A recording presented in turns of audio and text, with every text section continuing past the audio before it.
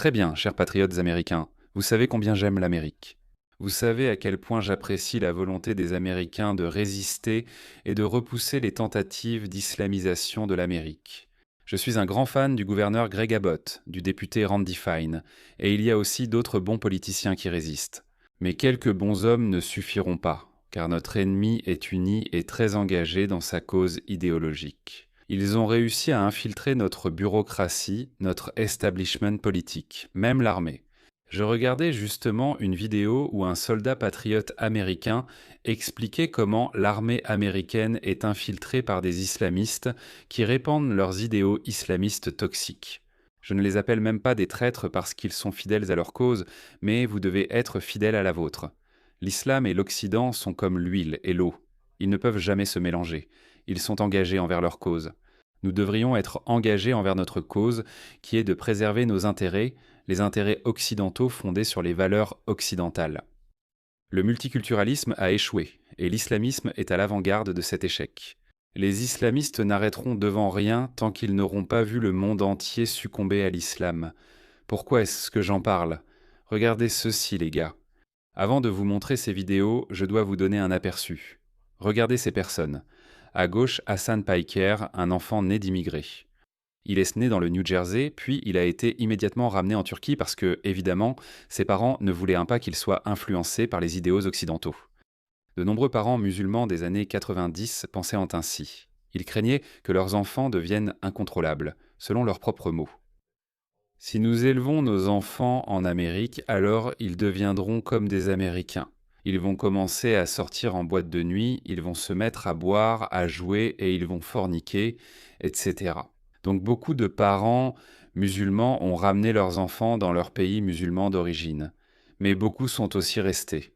Et vous en payez le prix. Linda Sarsour et ces deux autres femmes que vous voyez là, elles en sont le produit. Elles en sont le résultat. Donc tout le monde n'a pas ramené ses enfants. Mais certains l'ont fait. Et là où il a grandi, où ils ont grandi, par exemple, Hazan Piker, il a grandi en Turquie et y a vécu jusqu'à l'âge de 18 ans. Il a grandi en détestant l'Amérique, les chrétiens et les juifs comme tout le monde en Turquie. Eh bien, probablement pas tout le monde, mais vous savez, il a évidemment grandi à l'époque d'Erdogan, qui est clairement un islamiste.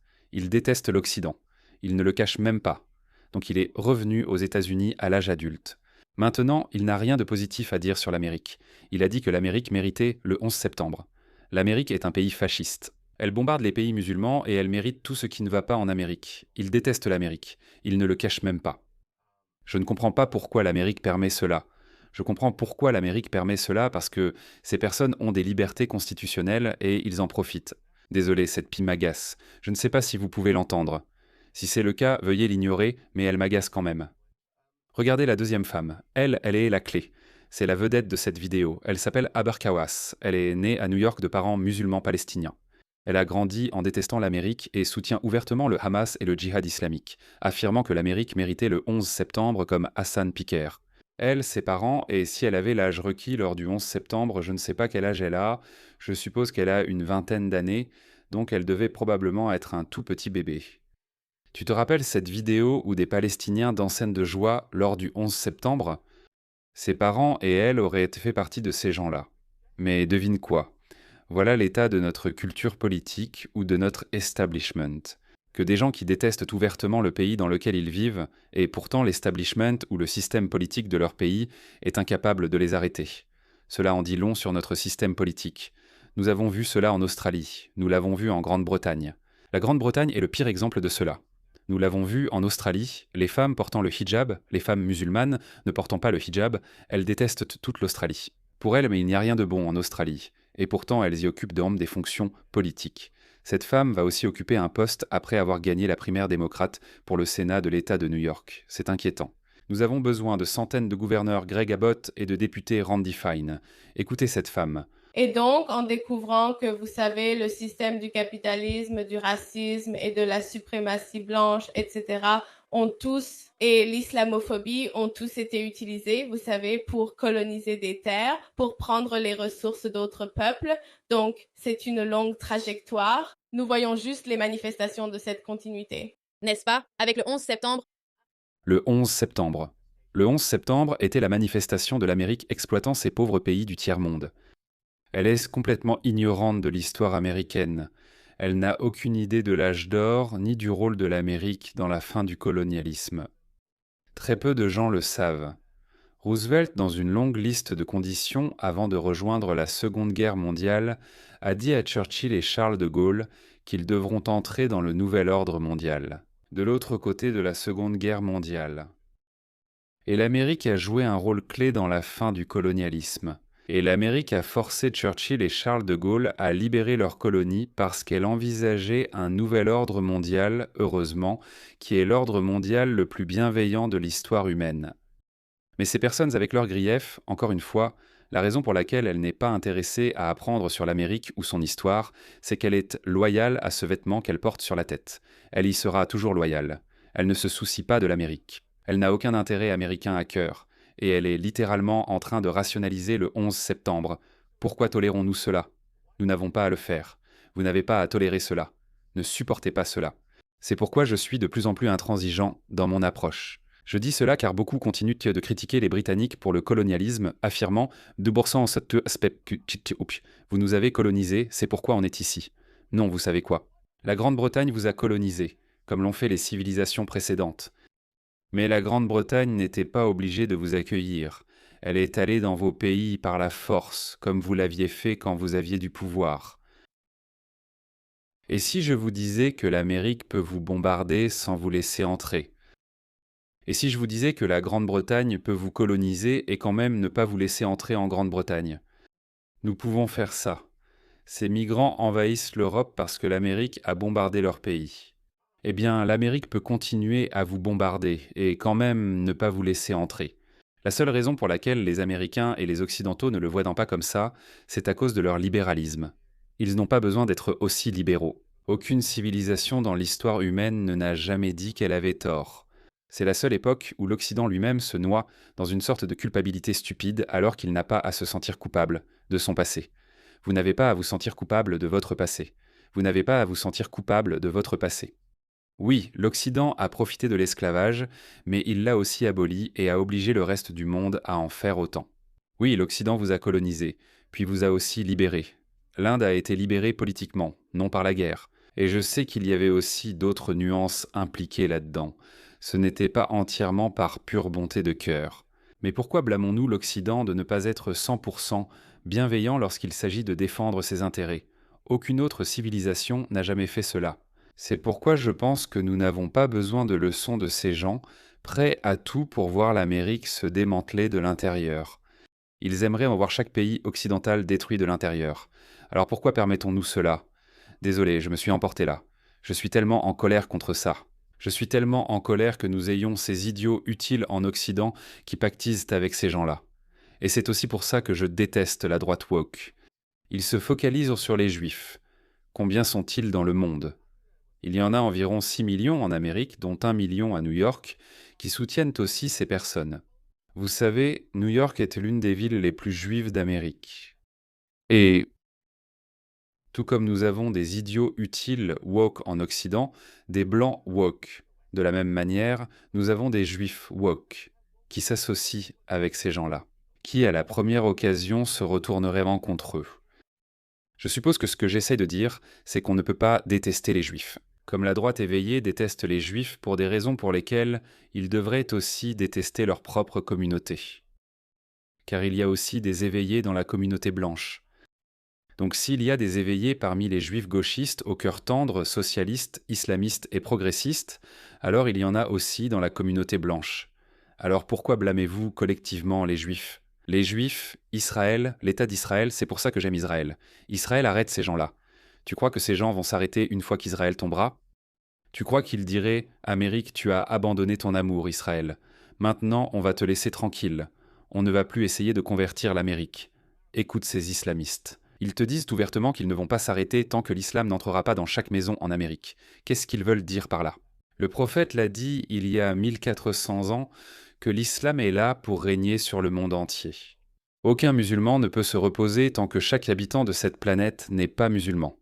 Nous avons ces idiots utiles, aussi bien à gauche qu'à droite chez les woke. Et donc, très souvent, quand les gens nous demandent de réagir à une attaque, vous voyez, Si on regarde en arrière historiquement, n'est-ce pas? Vous savez, beaucoup d'entre nous viennent de terres qui ont été colonisées, de terres où des guerres sont menées, n'est-ce pas? Vous devriez être expulsés vers ces terres, et j'encouragerai l'Amérique à les bombarder encore plus. C'est souvent dû à la politique des États-Unis ou de l'Europe. Donc, je trouve que nous pouvons nous retrouver autour de cela, mais aussi autour de l'idée que nous devons nous excuser pour une attaque terroriste commise par seulement quelques personnes. Et puis, il n'y a pas d'excuse ni de réparation pour les génocides, l'esclavage, etc. C'est quelque chose que je trouve vraiment répréhensible. Elle n'arrive même pas à exprimer clairement ses pensées, parce que peut-être dans sa tête, elle se demande si elle doit dire cela ou non. Elle a justifié le 11 septembre et chaque attaque terroriste, affirmant qu'il ne faut pas s'excuser car c'est dû aux politiques américaines. Elle vient de remporter la primaire démocrate pour le Sénat de l'État de New York. Je ne peux pas assez insister là-dessus. Sur le sérieux de cela, ces personnes vont faire les lois du futur. Ces personnes, la fraternité musulmane CARE, qui est sympathique ou alignée avec la fraternité musulmane, ont ouvertement, leurs porte-paroles l'ont ouvertement dit. Ils travaillent vers un objectif où ils auront 50 membres du Congrès, hommes et femmes, d'ici 2028 ou 2030. C'est l'objectif déclaré. Et il semble que les Américains soient là pour les aider. D'accord, laissez-moi passer à la prochaine femme, la femme à gauche. Darie Lisa Avila Chevalier est née en Floride de parents dominicains ou haïtiens. Elle s'est convertie à l'islam, affirmant que la Palestine est la seule chose qui compte pour elle. Si c'est la seule chose qui compte pour elle, alors peut-être devrions-nous l'envoyer à Gaza. C'est ce que nous devrions faire. Tu devrais faire ça. Mais bien sûr, nous ne pouvons pas le faire parce que nous avons des lois, nous avons des idiots utiles du wokisme qui ne nous laisseront pas faire cela. Elle déteste ouvertement les États-Unis, les qualifiant de honte pour un pays, et faisait partie d'une organisation qui appelle à leur éradication. Elle était activement engagée dans une organisation qui appelait à la dissolution complète des États-Unis d'Amérique. Elle a également remporté la primaire démocrate pour le Congrès à New York. Découvrons cette femme anti-américaine. La voici. Nous méritons tous une représentante qui n'est pas achetée par l'AIPAC. Mais qui est acheté par les frères musulmans? Parfaitement acceptable. Je suis la seule musulmane de ma famille, convertie il y a 3 ans. C'est une amie qui m'a poussée à le faire, en me demandant pourquoi je jeûnais depuis 4 ans sans avoir prononcé la shahada. Elle est là aujourd'hui. Quand elle m'a posé cette question, j'ai trouvé que c'était une excellente question. Et je me suis demandé pourquoi je n'avais pas encore franchi le pas. En voyant toutes mes amies musulmanes s'investir dans l'organisation et occuper cet espace, et la grâce, l'amour et la passion qu'elles avaient dans ces espaces de justice sociale, c'est vraiment ce qui m'a poussée à rejoindre la foi. Et je veux m'assurer que nous reflétons cela, que je reflète cela dans chaque espace où je me trouve et que, vous savez, Inch'Allah, si nous arrivons au Congrès, nous reflèterons cela aussi dans les couloirs du pouvoir. Donc nous avons déjà affaire à Ilhan Omar et Rachida Tlaib au Congrès. Il va y avoir cette femme et il y aura plus de musulmans, plus de membres du Congrès, plus de députés musulmans et musulmanes au Congrès. En quoi est-ce une bonne chose? Ces personnes, encore une fois, elles ne cachent pas qui elles sont, d'accord? Ce n'est pas comme dans le film où, vous savez, le vice-président complote contre le président et la CIA est sur le coup, et il est très difficile de comprendre leurs motivations. Ces personnes ont diffusé leurs opinions. Elles vous ont dit ce qu'elles veulent. Et encore une fois, si vous pensez toujours que ces personnes vont s'arrêter à Israël-Palestine, je suis désolé. J'ai une propriété en bord de mer en Afghanistan à vous vendre si vous croyez ça. Regardons cela. C'est la même femme. Félicitations, électeur de la 13e circonscription de New York. Votre prochaine députée est la fondatrice d'une organisation qui appelle à la mort de l'Amérique et à l'éradication totale de la civilisation occidentale. Voilà, éradication totale. Voilà qui elle est. Mark McBar America, c'est CU Apartheid Divers, CUA QAD. Nous sommes des Occidentaux, qui luttons pour l'éradication totale de la civilisation occidentale. Nous sommes pleinement solidaires de chaque mouvement de libération dans le Sud global. Notre intifada est internationaliste. Nous nous battons pour rien de moins que la libération de tous les êtres humains. Nous rejetons tout régime génocidaire et eugéniste qui cherche à nier l'humanité décolonisée. Alors que le fascisme enraciné dans la conscience américaine devient de plus en plus explicite et indéniable, nous cherchons une communauté et des conseils auprès des militants du Sud global. Qui sont ces militants? Daesh, les talibans, Boko Haram.